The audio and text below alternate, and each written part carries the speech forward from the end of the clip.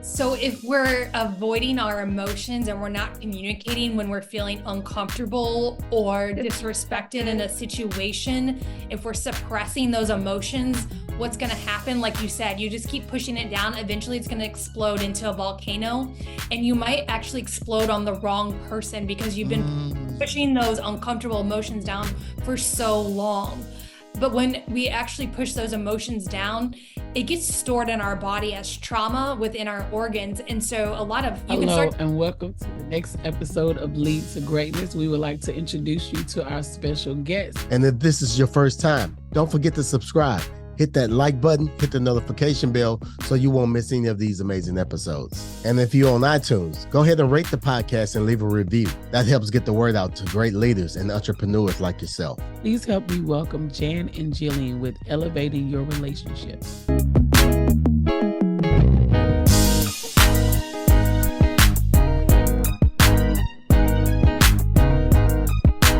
This is Cedric Francis, and you're listening to Lead to Greatness. So I'm Jillian and she's Jan. Both of us have our masters in marriage and family psychology, as well as certified mediators and conflict resolution and boundary specialists. So we sort of got into this realm of work by working with children who had run away from home and helping families mediate. And then it led us to pursue on other different types of relationship boundary pathway and be able to serve people in all different facets of their life. I mean, you guys look so much alike. I mean, what's the deal on that? We are identical twins and we are 3 minutes apart. Wow. Awesome. So let's talk about this. Your book on boundaries. How did that come about? Tell us about that. So our whole journey with boundaries started because we grew up in a rural farm town of 900 and moved to a metropolitan city of 3 million.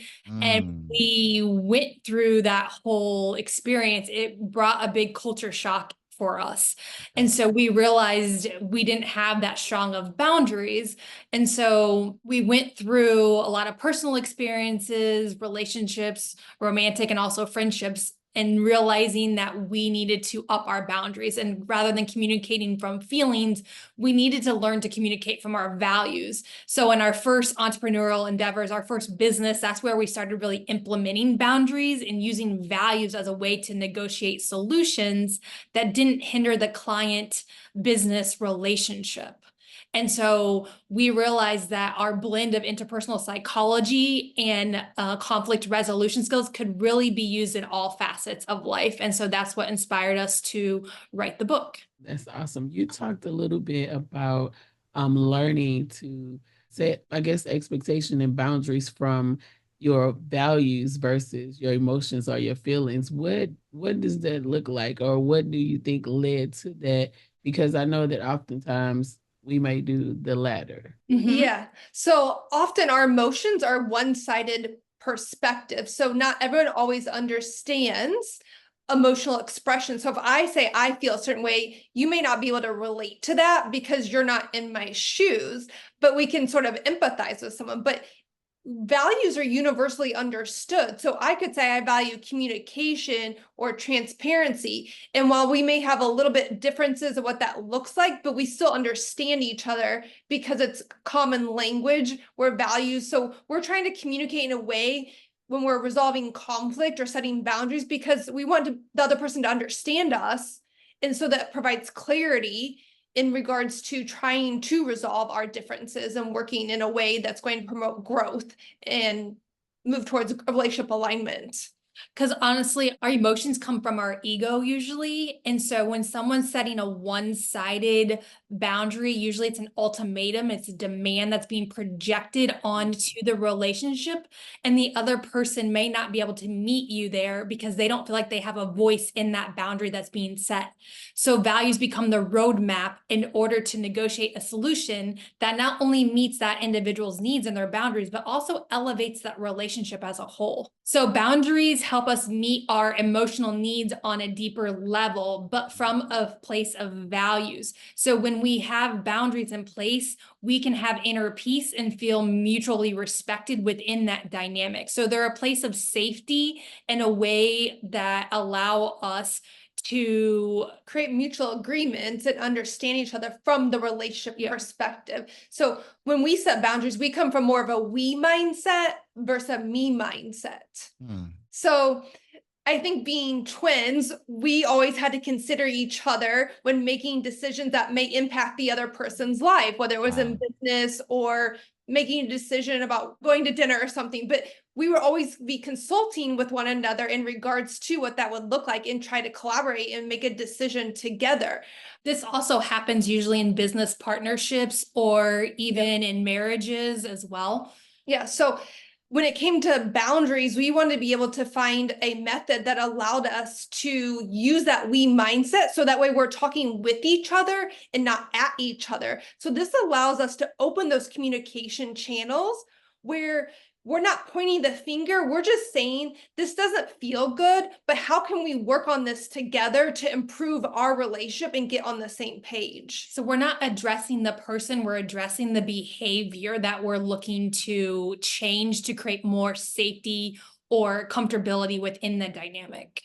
Or growth. Because of twins, I mean, I'm thinking that's a whole different dynamic of twins and You have no how idea. in the world twins set boundaries amongst each other. Because I mean, you guys were born 3 minutes apart, but you guys are two separate individuals. Let's talk about that. I mean, that's really interesting. I mean, so as far as boundaries, I mean, let's talk about even from you guys' perspective or starting with you guys. I mean, what does that look like and how do you guys work through that? So we have like business boundaries, such as maybe hours of operation. We also have client boundaries, but then our boundaries between the two of us, obviously we're sisters, we're going to have sisterly moments, but we also do bring differences in terms of thinking to our business relationship. I think in very big pictures and she thinks more in details. And so we play off of that with each other when it comes to our decision-making processes. But we might have boundaries with each other, such as when we were writing the book, we're like, okay, we're going to do it for X amount of hours today before, maybe we need to take a break or we're losing that creativity momentum. So we also have boundaries every morning. Our self-care is our priority. We fill up our own cup before we can help and serve other people in terms of our clients. And so that's a boundary we have with each other as well, as to when we're going to start work and what we're doing prior to that. You guys married, you have kids, y'all live together. What is? Oh no, we don't live together. No. That's a boundary. Yeah, we need to have. We do need personal space from each other at times. What is some of your advice for setting boundaries when you have relationships that cross on a lot of facets, such as your sister and your business partner, your husband and your business partner? What is your advice? So I think it just really depends. Like, so if it's during business hours, you're going to try to probably talk more about your business boundaries or client boundaries versus talking about your personal boundaries. And then after business hour, you might then talk about like a family boundary, or I might be talking one with my husband. So like there's certain times of day where you want to talk about certain types of boundaries. But so let's say, a family member wants to talk about a boundary during the middle of the workday. I might say like, you're trying to contact me. I'm like, this isn't a great time. Can we talk about this later this evening after dinner? So I'm not leaving them hanging, but I'm communicating and saying this isn't a good time, but how about we talk about it at a later date? So that way they know that I'm not dismissing that their concern, but I'm going to make time for them when it's a better time for both of us, because both people need to be able to communicate and be receptive for there to be resolution or discuss a certain matter. You might have different boundaries on a regular basis. So it might be that you have a personal boundary with yourself that while you're at work, you don't want to be dealing with personal issues. So that just might be a work boundary that you have for yourself. But we all have different boundaries that are in play at all different aspects throughout the entire day. The best thing to do is to develop your top 5 values to operate by on a regular basis, because then those values become your roadmap and you operate and take actions according to those values. So that's what gives you clarity in terms of meeting your needs. How do you know when it is time or when you should set boundaries with someone? Well, so this is where you may feel the need to set the boundary, but I also want to make it clear, if you've never set the boundary with this person, they may not even be aware that it's a trigger point for you. But this is where it's really important to communicate from a collaborative we mindset when you do go to set the boundary. But typically we feel like our body senses sensation that something feels off. Like it might feel like a fire alarm going off. It might just feel like a gut-wrenching stomach ache. It might feel like a headache. So usually our body sends some type of physiological cue that something doesn't feel good when we might receive a text or a phone call or an email from whoever we're communicating with, or maybe even in person. Maybe someone's texting while you're at the dinner table, and that's something that you don't like. So yeah, you're going to have, they're called emotional triggers. And so if you feel dismissed, you feel ignored, you feel disrespected, Betrayed. those are the emotional. So the opposite of the emotional trigger is the value that you need to ask for when setting the boundary. So if you feel ignored, that means you might need communication, and that's what you're going to set the boundary on. If you feel betrayed, then you're going to ask for trust. How can you build trust in the connection? Wow. And I'm listening, and everything you guys are saying about being transparent and communicating, because I see this happen in personal relationships and relationship with spouses and siblings, or just relationships period, and also in the professional world. A lot of times we say something and we feel in these emotions that you're mentioning here, but we don't say anything, and then time goes on and we get frustrated till we about to snap. So I want to go here. How can we avoid those moments? You then came to the peak and now you just want to go off, or you just really angry. How can we prevent these moments from happening in the process of setting boundaries in advance? So if we're avoiding our emotions and we're not communicating when we're feeling uncomfortable or disrespected in a situation, if we're suppressing those emotions, what's going to happen? Like you said, you just keep pushing it down. Eventually it's going to explode into a volcano, and you might actually explode on the wrong person because you've been pushing those uncomfortable emotions down for so long. But when we actually push those emotions down, it gets stored in our body as trauma within our organs. And so you can start to get physical health symptoms if you're not expressing your needs within your relationship, believe it or not, because every organ is tied to a specific emotion. But we end up getting also like anxiety at work in terms of productivity or performance. So it can come out in our work, productivity and how we're showing up. But I think the biggest thing is, if we're not speaking up, that means we're either disconnected from ourselves, or there's some unhealed, probably childhood wounds that need to be addressed and that are coming out in the workplace. Yeah. And so when someone develops a trauma response, so that might be freeze, when you just shut down and you don't say anything. And there's 4 different trauma responses, like that fight or flight. So that mechanism within our body is what's signaling us how we're going to respond to that. But in order to get out of the trauma response, we're going to want to learn communication skills, emotional regulation, so we can articulate ourselves in a very calm and confident manner. Yeah. I want to talk about this, and I kind of want to break it down. I want to talk about the difference between boundaries and ultimatums, but I want you guys to kind of explain it to us and just kind of show us different ways where a boundary won't sound like an ultimatum.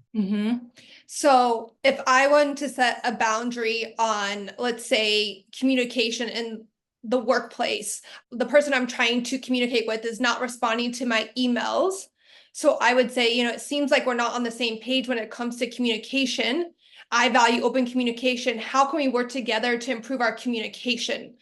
And so that's going to open up the communication channel in order for us to figure out, what's our response time look like? When can we work on this project, or get a timeline of when to be able to communicate? So we're opening up and figure out what that looks like.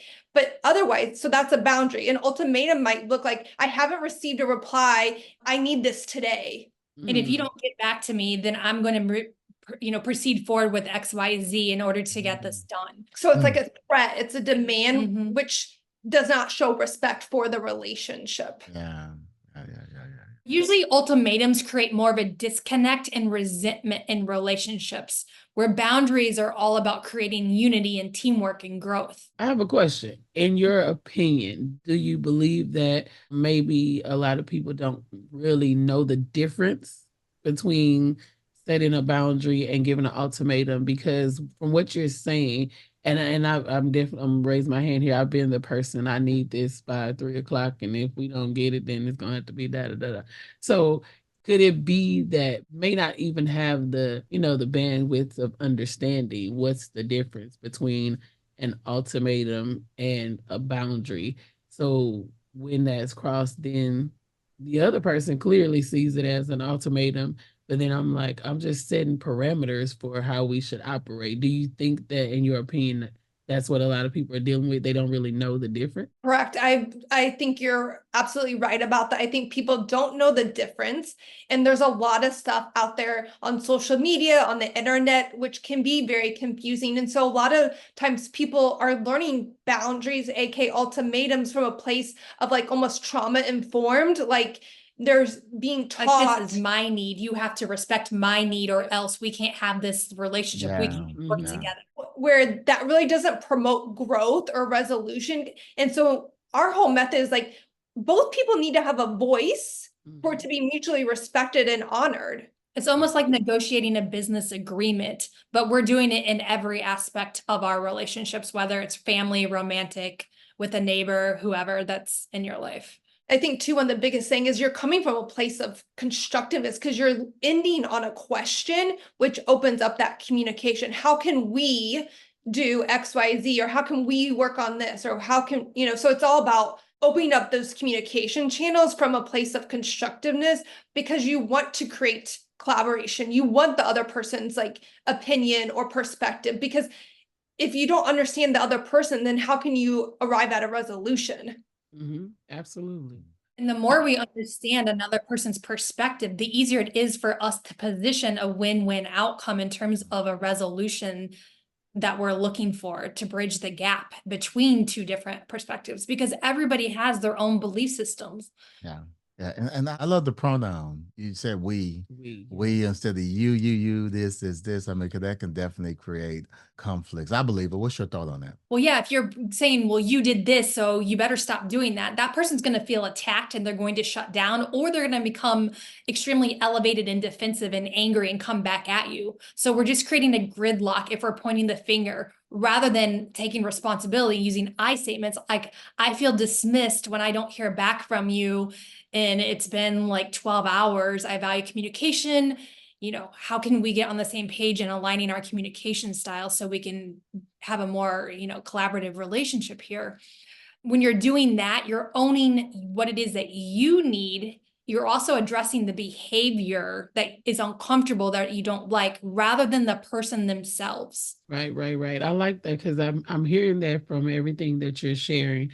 You're stating what you need. You've both said the word value so many times, because oftentimes we're not communicating what we value, that gate on it to make it a boundary, something that it puts it in this compartment, that this is something that is important to me, and it's not an attack, but it's something that's important to me. I love that.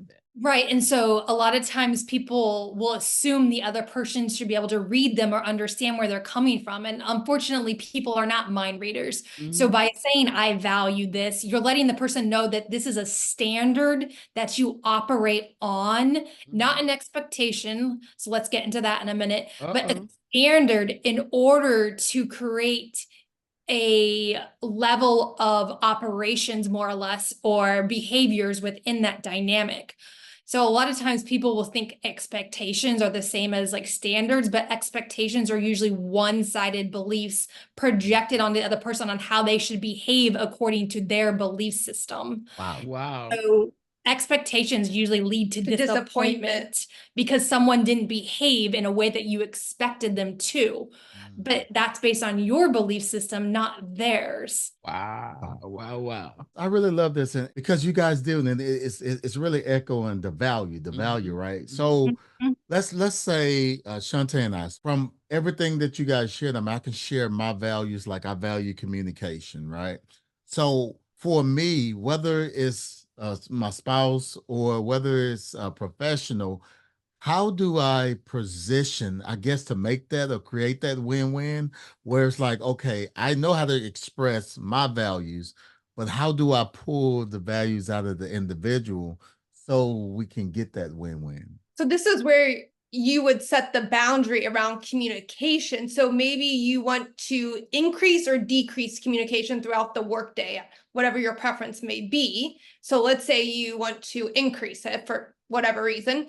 So you would say, you know, I feel there's a lack of communication throughout the workday. In order for us to stay connected, I value, you know, communication. How can we increase our communication or point of contact throughout the workday? Can we talk around lunch? And so then she's going to come back and say, well, I don't know if I can talk as much as you would like, but how about we try it and see what it looks like? And so sometimes you might just be negotiating and trying different things. And if she says, I can't call you at 12, but how about 1? Then she's at least communicating to give you that notice that I can't talk to you maybe at 12, but I talk at 1. And so then maybe you try to then talk at 1 o'clock every day and just, hey, how's your workday going? What's going on? You know, hey, I'll see you at 5 o'clock, 6 o'clock for dinner. So you're trying to understand each other's differences or what that, and you negotiate that in order to work together. And normally for a relationship to keep evolving and growing, you need to have 3 out of 5 relationship values in alignment. So if you guys each had 5 separate values and none in alignment with each other, you might find it challenging to be on the same page as a couple that you're in terms of to keep evolving and growing. But someone might say, I value trust. And then another part of might say, I value transparency or honesty. So you can find some overlap, even though they might be a little bit different, but they could.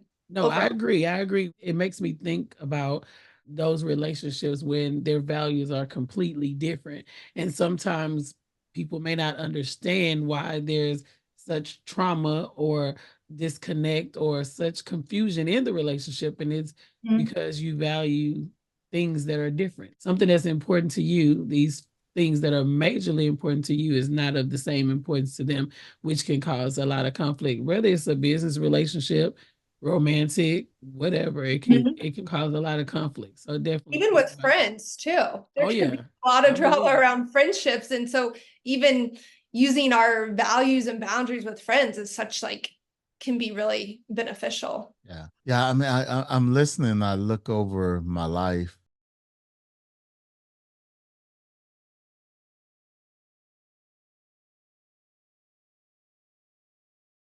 My values, you know, what was important to me then, it evolved over the years. So I'm thinking about relationships as some friends that I had, you know, back when I was 20, you know, that we played video games together, but you know, I'm not really playing video games, so we kind of separated. It sounds like to me just knowing those values would probably be a good start, right? Yes, Absolutely. that is your roadmap. So you can determine by what your top values are, by where you may have not had your needs met, what triggers may be signified in the past relationships, or where you're at currently, where your needs are not being met. And so the opposite of that emotional trigger is going to be your values. And so that's going to become your value system that you operate by. Yes. If you think about some really painful moments where you did not receive what it is that you needed in that moment, that can be one of the easiest way to identify your values. So it's going to, like she said, the opposite. So our values are set based on emotional triggers from trauma or situations where we didn't receive what we needed. Yes, because more than likely that's going to give you clarity of what you do need in order to be happy and fulfilled in your new relationships or current relationship. And so regardless, whether it's in your home, in your neighborhood, in your ministry, if you know, go to church, in the workplace, as an entrepreneur or as a client or whatever, it all boils down to values. I think this will make it a lot easier what we're going to say yes to and what we say no to based on our value system. What job to work at? Does this job line up with my values? You know, just all these different things. So this is really, really, really great. Really, really great stuff. Yeah, your values create your inner voice and your authentic truth. So if something's not in line with your values, then you know that that's probably not meant for you in your life. So you guys coach family. Tell us a little bit about that. Yes, we actually have 3 different businesses where we coach families in regards to helping them with like co-parenting. Then we have our business where we help a lot of couples or people who wanting to improve in their romantic life. And then we also have another division company where we work with professionals, entrepreneurs, or small to medium-sized businesses and helping them with conflict resolution and relationship capital skills. If I'm the person that I'm just now, I'm hearing this podcast and I'm listening to Janet, Jillian, and I'm thinking about, okay, I'm learning my values, or I've began to discover myself. I learn my values, but I have these relationships, friendships, work relationships, whatever, romantic, and I know that I haven't set boundaries, right? So I'm feeling a lot of this, my values are not being valued and I'm not receiving what I need. What are some steps that that person could take to begin to set boundaries, to try to find, a connection and be able to start at a place to reevaluate those relationships if necessary? Where would they start? So the first thing they want to do is define their limits. What behaviors do they find unacceptable in their life or uncomfortable that they don't want to engage with? So once you define your limits, then you can also define, those will probably create some sort of emotional trigger. So you'll then define your values. So you're going to also, to create integrity within your own life and strengthen your inner truth. An authentic truth is aligned to your values every single day by writing value statements. For example, if you value integrity, you might say you knew on your to-do list today was to reach out to so-and-so and you followed through on that. So today I reached out to so-and-so because I value integrity and I followed through up on that business arrangement. So you're creating 3 value statements every single day to strengthen your inner voice. So then when somebody does cross your limit, that's your cue to set a boundary in that moment. And the more you're aligned to your values, the easier it is. Yeah. Just like we practice positive affirmations, we can practice our value statements.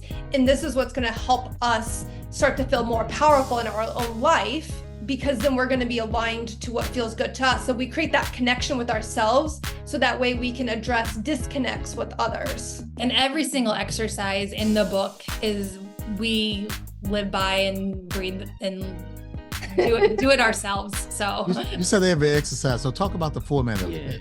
Yeah. So there's in the first 8 chapters or 9 chapters, there's it's all self-development work in terms of establishing your strengthening your inner voice, healing any sort of unresolved childhood wounds, which everybody in life has them. We just don't realize it sometimes until later on in life, because those childhood wounds tend to show up in our romantic relationships or work relationships if they're not healed. And so you'll go through lots of different self-development type exercises and really strengthening your truth and who you are and becoming this powerful, valuable person.